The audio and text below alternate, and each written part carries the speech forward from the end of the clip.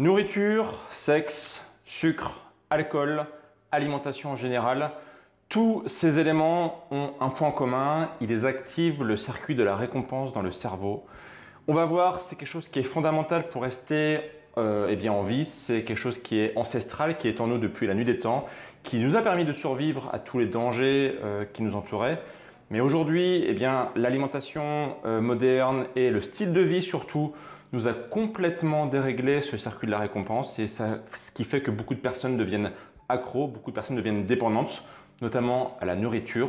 On va en parler en détail tout de suite.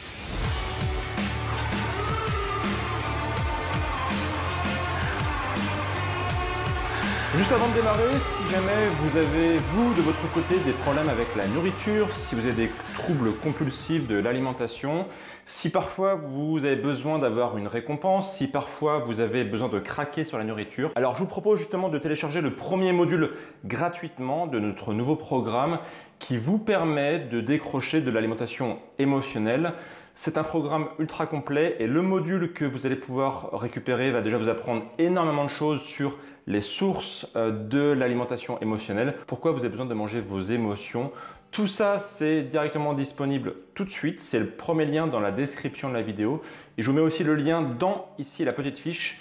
N'hésitez pas à cliquer, c'est gratuit et vous recevez ça dans votre boîte aux lettres tout de suite. Le circuit de la récompense est donc un système qui se trouve dans votre cerveau et qui vous permet de rester en vie car à chaque fois que vous faites une action concrète qui permet de vous garder en vie et de perpétuer l'espèce, eh bien ça vous récompense. Exemple, vous mangez de la nourriture, après vous êtes bien, vous avez fait un bon repas, vous vous sentez apaisé, vous vous sentez bien. De la même façon, je ne vais pas vous apprendre que faire l'amour, c'est plutôt quelque chose d'agréable. Le sexe est depuis très longtemps, depuis la nuit des temps, quelque chose qui permet d'avoir du plaisir. Et c'est ce qui permet aussi à l'espèce humaine et aux espèces animales en général de se reproduire et donc de perpétuer l'espèce. Bref, à chaque fois que nous faisons quelque chose qui permet de faire perdurer l'espèce, la nature nous récompense en sécrétant dans notre cerveau une hormone qui s'appelle la dopamine et cette substance permet de générer du bonheur. Le système de la récompense est donc indispensable à la survie car il fournit la motivation nécessaire à la réalisation d'actions et de comportements adaptés permettant de préserver l'individu et l'espèce. Alors comme toujours, le problème c'est quand ce système est déréglé, qu'il dysfonctionne. Là, vous pouvez commencer à avoir des pathologies relativement sévères. Si on prend l'exemple de drogues comme l'alcool ou la cigarette, eh bien ces substances agissent directement sur le système de la récompense dans votre cerveau. On va prendre l'exemple du tabac.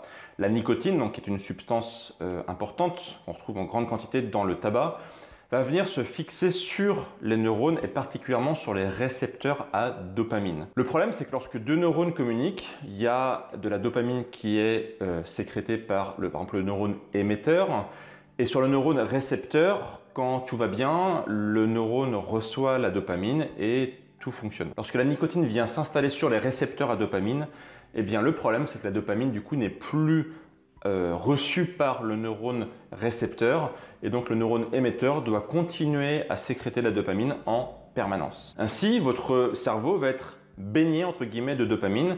On va avoir une grande quantité de dopamine qui va être sécrétée par le cerveau. Donc au final, lorsqu'un fumeur fume une cigarette, eh bien son cerveau va avoir une dose importante de dopamine et ce qui va lui procurer du plaisir, beaucoup de plaisir. Et c'est pour ça qu'il est compliqué de s'arrêter de fumer, car s'arrêter de fumer égale absence de plaisir et nous ne sommes pas programmés pour avoir une absence de plaisir. Nous, ce que nous voulons, c'est avoir du plaisir dans la vie, donc c'est compliqué. C'est pareil pour le sucre, par exemple. Le sucre va générer une forte présence de dopamine dans le cerveau et de la même façon, il est compliqué de décrocher du sucre car ce serait en fait ici se priver de la récompense de la dopamine dans le cerveau. Et c'est la même chose pour la plupart des dépendances, par exemple la dépendance affective, la dépendance au sexe, la dépendance aux jeux d'argent, la dépendance aux jeux vidéo.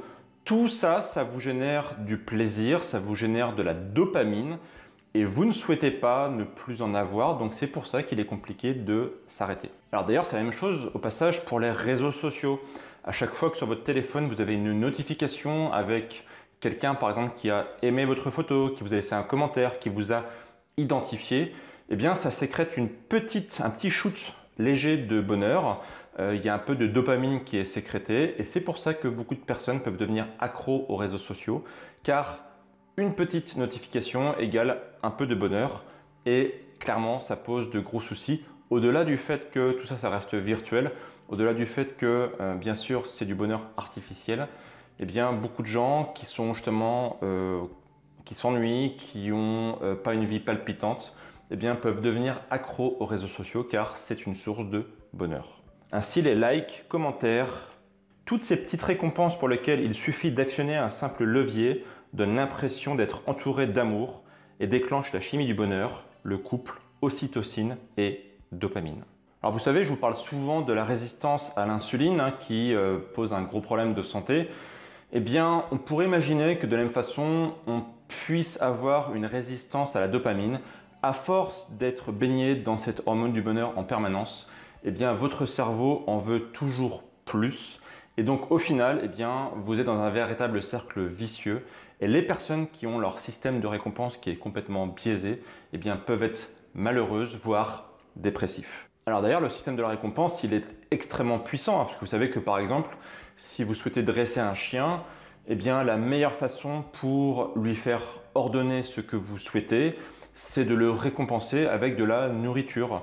Si vous voulez lui faire le beau, le faire s'asseoir, beaucoup de dresseurs récompensent l'animal avec justement une petite récompense, une alimentation voilà, qui est un peu plaisir pour l'animal et ça permet de le dresser. Donc autrement dit, ce qui va se passer à terme, c'est qu'on va créer ce qu'on appelle un ancrage mental. C'est-à-dire que l'absorption d'une nourriture réconfortante va être associée à un comportement. Et le problème, c'est que justement, beaucoup de personnes rentrent dans ce schéma involontairement. Exemple, vous rentrez du boulot le soir, vous êtes fatigué, vous avez passé une dure journée de travail et vous souhaitez vous récompenser. Donc vous allez peut-être prendre, je sais pas moi, une bière, un verre de vin ou un mets sucré pour vous récompenser. Et là aussi, vous allez créer un système qui va être vicieux, c'est que du coup, vous allez associer le fait de rentrer chez vous, de poser vos clés, d'être dans votre environnement familier, pour automatiquement aller vers le frigo, chercher votre bière ou votre sucrerie ou que sais-je. Et plus vous allez consommer cet aliment, plus vous allez encore une fois sécréter de la dopamine. Et plus vous allez avoir de dopamine, et bien plus vous allez vouloir en avoir.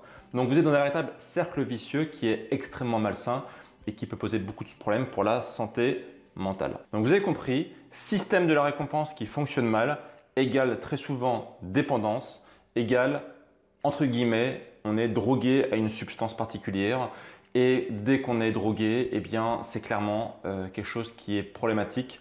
Ça peut être une source de désociabilisation, une source de malheur, une source d'angoisse, une source de peur, une source de beaucoup de choses négatives qui peuvent vous pourrir littéralement la vie. Alors, comment s'en sortir? Déjà, ce qu'il faut comprendre, c'est qu'ici, on touche à des choses qui, d'un point de vue chimique, d'un point de vue physiologique, sécrètent du bonheur. Quand un fumeur fume sa cigarette, lorsqu'une personne qui a des problèmes d'alimentation va chercher son petit élément sucré, lorsque la personne qui joue à des jeux vidéo tout ça en fait ça sécrète de l'hormone du bonheur. Donc c'est sûrement pas en disant à quelqu'un arrête de faire ça que ça va marcher parce qu'encore une fois votre cerveau est programmé pour vouloir du bonheur et si vous dites à votre cerveau arrête d'avoir du bonheur, bien sûr ça ne va pas marcher. Vous allez ici provoquer une sorte de barrage dans votre cerveau parce que certes d'un côté vous savez que votre comportement est pathologique, que ce n'est pas forcément bien. Je pense que 100% des fumeurs savent que fumer c'est mauvais pour la santé, mais le bonheur qui est sécrété par la dopamine, par tout ce qui va être associé au fait de fumer, va être problématique. Donc c'est pareil pour l'alimentation. Quand vous mangez, vous savez que ça peut vous faire grossir, vous savez que ça peut vous donner du diabète, des maladies cardiovasculaires, vous savez tout ça, mais le fait de manger est plus fort, plus important et votre cerveau, encore une fois, est programmé pour aller chercher le bonheur. Donc, vous ne pouvez pas dire à quelqu'un « arrête de faire ça », ça ne marche pas, il faut trouver autre chose. Donc, quelque chose qui marche bien pour se désaccoutumer d'une drogue, quelle qu'elle soit, encore une fois, ça peut être le sucre, ça peut être le tabac, ça peut être l'alcool, ça peut être le sexe, ça peut être les jeux vidéo, ça peut être les jeux de hasard, peu importe. Une seule façon de se défaire de tout ça, eh bien, ça va être de compenser le bonheur, on va dire, que fournit cette drogue par autre chose. Autrement dit, on va trouver un substitut. Le but, c'est pas d'enlever du bonheur, c'est de remplacer le bonheur par autre chose. Donc par exemple, si vous êtes accro à la nourriture, c'est peut-être parce que vous vous ennuyez, parce que vous n'avez pas de relations sociales de qualité ou de relations affectives de qualité, ou parce que vous n'avez pas forcément la vie que vous souhaitez. Donc la solution, ça va être de se dire que quand je rentre chez moi, je vais vers la nourriture, voilà, la nourriture qui fait plaisir, la nourriture doudou, eh bien je vais faire autre chose. Je vais par exemple aller voir des amis, je vais m'inscrire à un club de théâtre, à un club de danse, à quelque chose qui va me donner du bonheur en parallèle de ma vie professionnelle. Donc autrement dit, on doit se tourner vers de nouveaux objectifs de bonheur. Alors, bien sûr, ça ne va pas être facile, hein, ne me faites pas dire ce que je n'ai pas dit. Ce n'est pas du jour au lendemain, on ne va pas se lever un matin en ayant terminé son addiction à quelque chose et passer à autre chose. Bien sûr, ça ne marche pas comme ça. Bien sûr, ce n'est pas simple. Bien sûr, il y a de la dépendance, certes physiologique, mais aussi des dépendances chimiques. Je ne vais pas rentrer en détail sur tout ce qui est dépendance parce que c'est quelque chose de complexe et le but de cette vidéo, c'est d'être relativement rapide. Mais toujours pensez qu'un bonheur peut remplacer un autre. Si jamais vous avez des envies dans votre vie, eh bien, essayez justement de passer à l'action.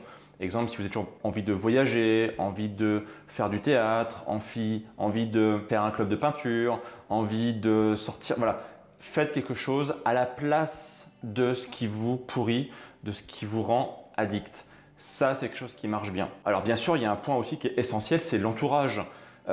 Si je prends l'exemple de la cigarette, parce que c'est l'exemple qui est le plus parlant, si demain vous souhaitez arrêter de fumer, eh bien c'est pas en étant entouré de fumeurs que vous allez réussir. Ça ne marche pas.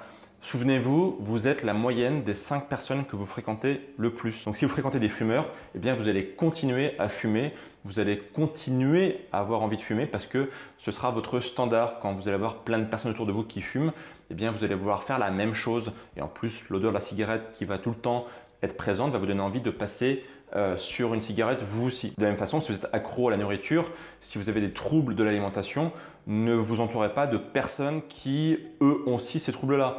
Vous allez certes pouvoir discuter de votre problème, mais clairement, ça va être compliqué de pouvoir passer à autre chose parce que forcément, si quelqu'un craque, vous allez aussi avoir envie de craquer. C'est évident, quand quelqu'un va sortir une pâtisserie devant vos yeux, vous allez la loucher dessus et vous voudriez vous aussi la manger.